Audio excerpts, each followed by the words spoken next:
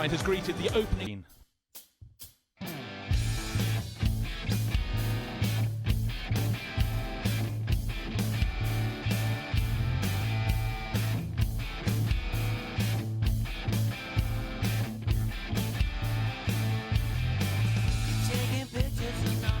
Day to follow a fantastic day yesterday as well, but look at the cars, a sea of colour down on the grid. 22 cars forming up, and 4-kilometre circuit, 16 turns in all. It's narrow, it's tight, there are 4 chicanes.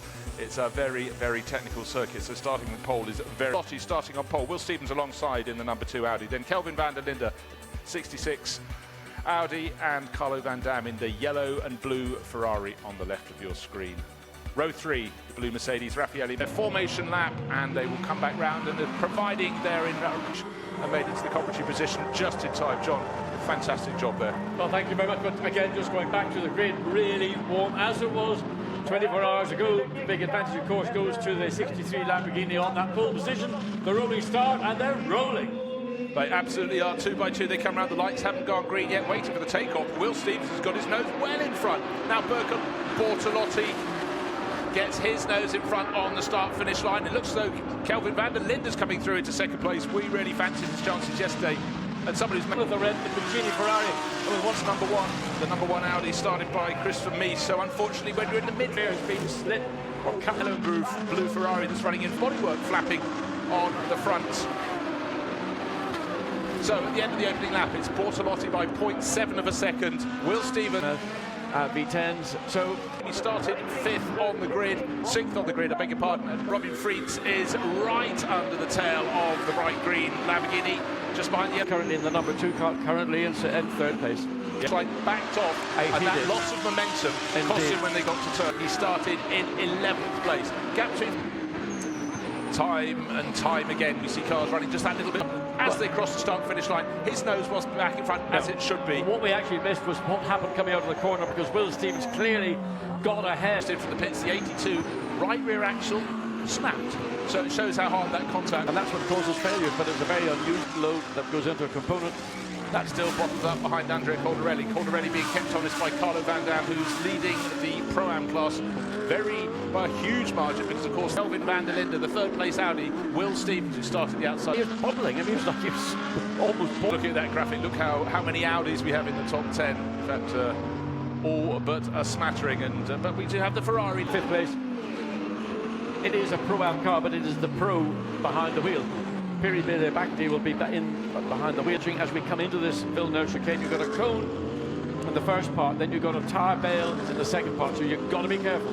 Well, here we can see in the Pro-Am class that we've been talking about the yellow and blue Ferrari. Yes, it's leading, but just not too many places behind. 3 cars between further back, or 4 cars further back, 3 cars between them is the Santalok Audi, Marcus Finkelhoff, 9th place away. But again, looking at the first 2, disappearing from the lead shot. The closest battle among the top handful of cars is between Will Stevens in 3rd place, trying to hold off the Mercedes, the 88 Mercedes of Raffaele Marciello. Then the next car down, Caldarelli is ahead of Carlo Van Dam. It's just happened. Now Robin Frieds has got a different car to chase down. The Pro-Am leader has moved back 1 place.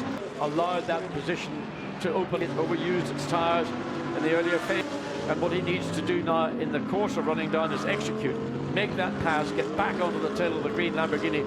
You want to make sure that you can slip through almost in the next corner, because in this case, currently in 3rd place.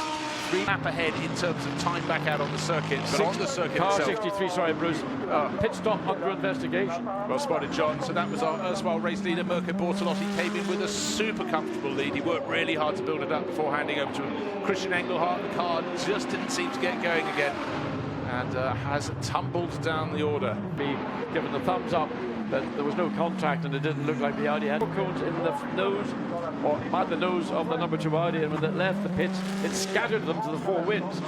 How close would you like the Pro-Am battle to be? Well, I tell you what, we're going to put 2 new drivers in the car. Piti Biramakti is going to take over the yellow-blue Ferrari from Carlo Van Dam, and Marcus Finkelhoff will hand over to... One would assume that the Santalok team may have a little bit more time and experience. A 4.3 second advantage over the 66 Audi. That's the Santalok Racing.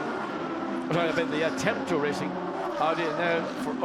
And the Ferrari is rolling, but whether can they get the Audi? No, it's not. It's going to be the Ferrari's gain, is it? Oh, it's close. Oh, Well, John, wow. we can draw conclusions, but I would suggest the Ferrari should have that position when he's been squeezed back. I don't know. We're going to see. That's one for the stewards. Again, it's a foreshortening sight that we had from the angle. Yeah. I mean, the Ferrari did have to take avoiding action, therefore that might go in its favour. Simon Gachet under investigation. Well, I mean, it was a dive down the inside. It was a legitimate pass, but the outcome of it was to make the exit. That four had to exit the corner way far too early, and of course that was a total compromise to Simon Gachet, who was doing nothing wrong and was effectively, I would call it, I mean, loosely a racing incident, because there didn't appear to be any physical contact, but there was a bullying move. But, you know, sometimes if you're a racing driver, you've got to do things. It's not about skeletrics. This is real motor racing. John, you're absolutely spot on. Looking at our Pro-Am leader, just on the graphic, we're still listing the Santilok Audi in the lead, but of course that red and blue flanked Mercedes of SMP Racing. Pro-Am winner coming down, Piti Bieron-Bakti, 11th place overall.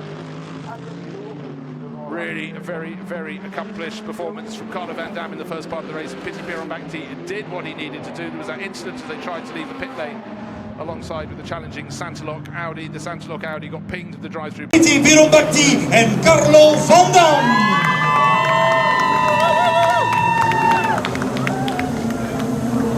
In honor of the podium, the Thai national anthem.